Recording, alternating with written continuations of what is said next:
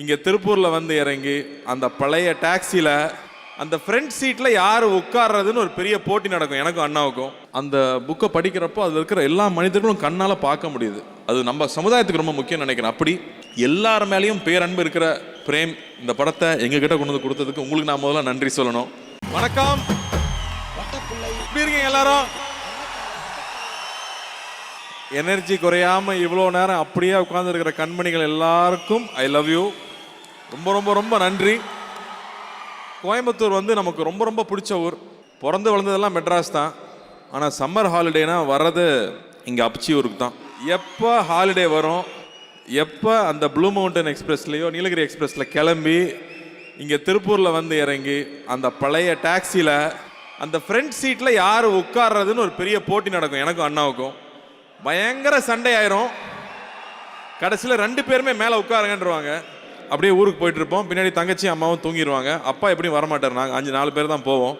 அந்த ரோட்டில் போய்கிட்டே இருப்போம். அப்போ இந்த கள்ளிப்பாளையத்து கரடு தெரியும்.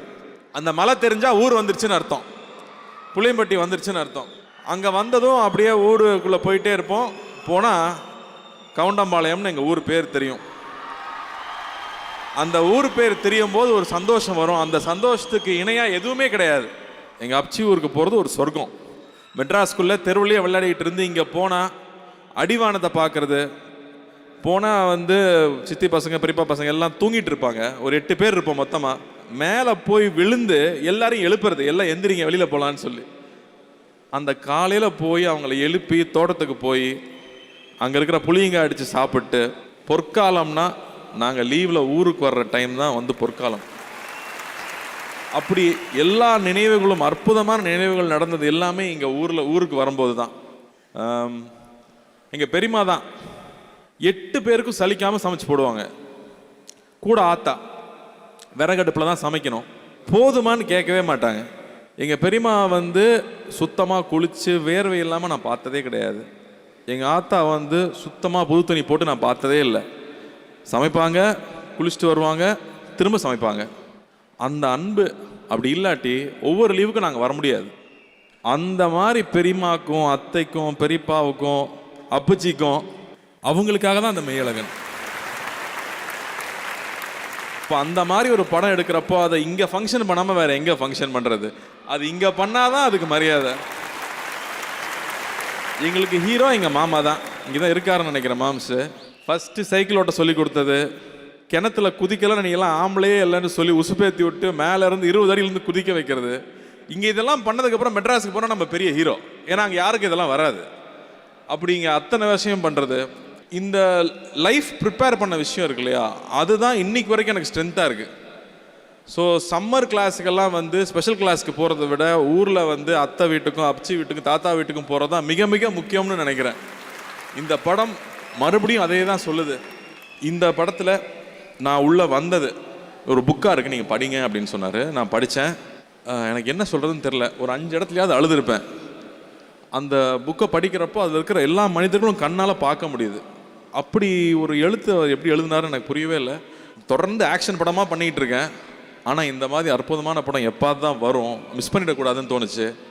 நான் அவ்வளோ வேல்யூஸ் இருக்கும் அவரோட எழுத்தில். நான் இன்னும் அமெரிக்காவில் போய் படிச்சுட்டு வந்ததுனாலே இதனோட மதிப்பு இன்னும் ஜாஸ்தி தெரியுது. நான் மெய்யழகன்லாம் என்னால் புரிஞ்சிக்க முடியுது. அந்த மெய்யழகன் அவரோட எழுத்து என்னால் கொஞ்சமாவது புரிஞ்சிக்க முடியுதுன்னா அதுக்கு நான் அப்ச்சி ஊருக்கு வந்தது, எங்கள் அத்தை ஊருக்கு போனது. எங்கள் அத்தை ஊருக்கு போனால் பசங்க எத்தனை மணிக்கு வந்தாலும் வடை சுட்டு வச்சுருக்கோம். எந்த நேரம் ஆனாலும் அன்றைக்கி நைட்டு அதை வந்து அவங்க கையால் சமைச்சு கொடுக்குற ஒரு சந்தோஷம் இருக்கு இல்லையா, அதெல்லாம் எதுக்குமே ஈடே இருக்காது. அதெல்லாம் மறுபடியும் நமக்கு ஞாபகப்படுத்துறது. எல்லாம் ஃபோனுக்குள்ளே போய் உட்காந்துட்டோம் இல்லையா, ஃபோன் மட்டும் இருந்தால் போதும். நம்ம இன்ட்ரோவர்ட்டுங்கிற வார்த்தையை வந்து ஹேஷ்டேக் பண்ணி பெருமையாக்கிட்டு இருக்கோம். அது கிடையாது. நம்ம வாழ்க்கை வேறு. நம்ம வாழ்நாள் பூரா தைரியமாக இருக்கணும் அப்படின்னா நமக்கு உறவுகள் ரொம்ப முக்கியம், பழக்கங்கள் ரொம்ப முக்கியம்னு மறுபடியும் இந்த படம் சொல்லி கொடுக்குது. அது நம்ம சமுதாயத்துக்கு ரொம்ப முக்கியம்னு நினைக்கிறேன். அப்படி எல்லார் மேலேயும் பேரன்பு இருக்கிற பிரேம் இந்த படத்தை எங்ககிட்ட கொண்டு வந்து கொடுத்ததுக்கு உங்களுக்கு நான் முதல்ல நன்றி சொல்லணும். இந்த மாதிரி ஒரு படம், இந்த மாதிரி ஒரு அனுபவம் கிடைச்சது ரொம்ப ரொம்ப சந்தோஷமாக இருந்துச்சு. அதே மாதிரி அவரோட டீமிங் எல்லாரும் பார்த்தீங்கன்னா சார்னு யாருமே கூட மாட்டாங்க. பிரேமண்ணான்னு உருகுவாங்க. இவங்க என்ன தான் சேடிஸ்ட்னு சொன்னாலும் லேடிஸு பசங்க உருகுவாங்க. ஸோ இந்த இடத்துல வந்து ஒருத்தருக்கு நன்றி சொல்லணும். இந்த மாதிரி ஒரு நண்பனை, இந்த மாதிரி ஒரு திறமைசாலியை தமிழ் சினிமாவுக்கும் எங்களுக்கும் கொடுத்ததுக்கு விஜய் சேதுபதிக்கு நான் நன்றி சொல்லணும். ஏன்னா இல்லாட்டி இவர் வெளியில் வந்திருக்க மாட்டார். இவளை பிடிச்சி தள்ளி விட்டதுக்கு அவருக்கு மறுபடியும் நன்றி சொல்லணும். அதே மாதிரி எடிட்டர் கோவிந்துக்கும் அந்த படத்தை எடிட் பண்ணுறது எவ்வளோ கஷ்டம்னு எனக்கு தெரியும். சாதாரண விஷயம் கிடையாது.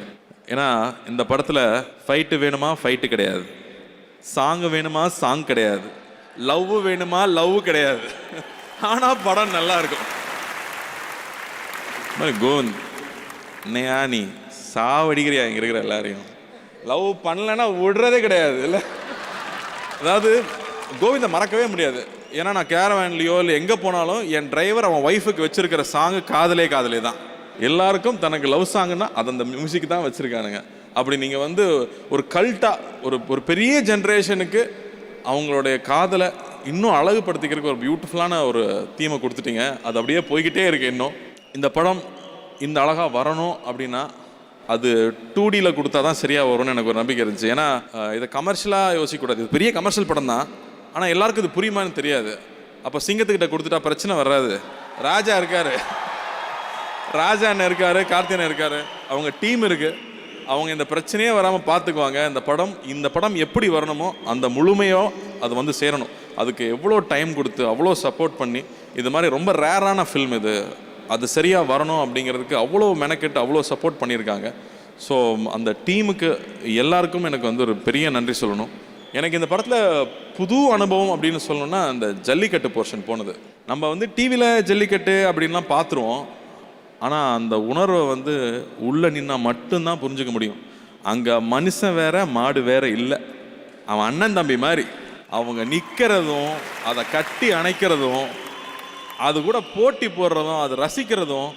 ஒரு காட்சியெல்லாம் எடுக்கும்போது வந்து நான் சொல்கிற ஒரு காட்சி இருக்கும், அது அப்படியே அந்த கருப்பு சாமி தான் வந்துட்டான் அவங்களுக்குள்ள அப்படிங்கிறப்பெல்லாம் சிலுக்கும். அந்த உணர்வெல்லாம் இவர் எப்படி எழுதினாரனே புரியல, என் சத்தியமாக புரியல. கேட்டால் ஒரே வாரத்தில் எழுதுனேங்கிறார் அந்த கதையை.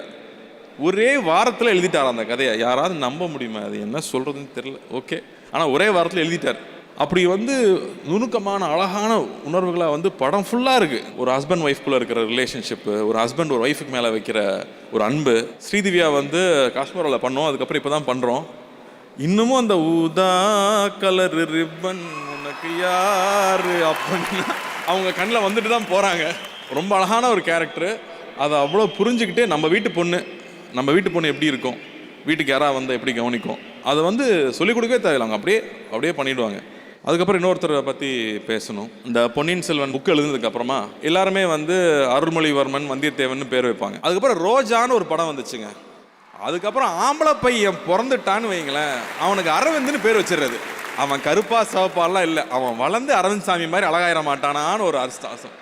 அரவிந்த் சாமி சார் கூட வந்து நான் நடிப்பெல்லாம் எதிர்பார்க்கவே இல்லை.